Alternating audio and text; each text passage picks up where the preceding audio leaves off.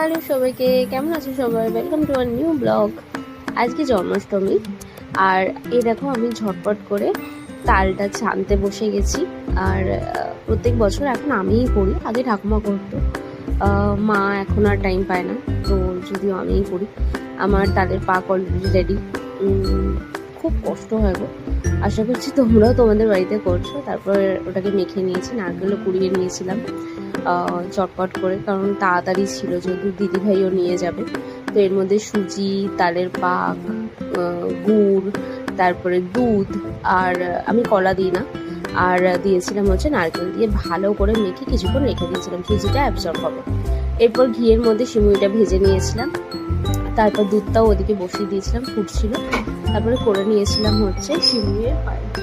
সিমুই পায়েস করার পর আমি যেহেতু আমার বাড়িতে গোপাল নেই, কারণ আমার কাছে গোপাল হোক আর যাই হোক না কেন সব কিছুই হচ্ছে আমার বাবা, মানে সাই বাবা। তো এখানে অলরেডি তার জন্যই সব কিছু করা, তো তিনিই গোপাল হয়ে সব কিছু খাবেন, সেই আশাতেই সবটা রেডি করা আর কি। সিমুইটা এদিকে অলরেডি হয়ে গেছে, আর আমি এখানে তিলটাও বসিয়ে দিয়েছিলাম। তার মধ্যে করব হচ্ছে বড়াগুলো। দেখো সুজিটা কিন্তু অলরেডি অবজর্ভ হয়ে গেছে আর ফুলেও গেছে। এবার আমি আস্তে আস্তে সবগুলো ভালো করে ছেড়ে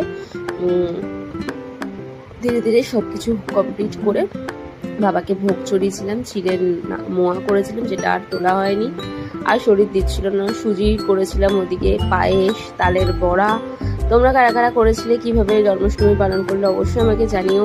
আবার দেখা হবে নতুন একটা ব্লগের সাথে।